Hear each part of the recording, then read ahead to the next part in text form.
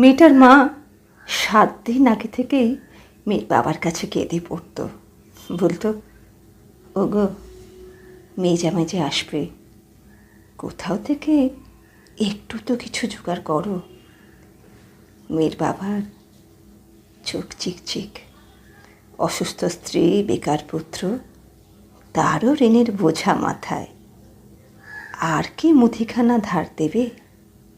এছাড়াও মাংস, মিষ্টি। অবশেষে এলো দিন।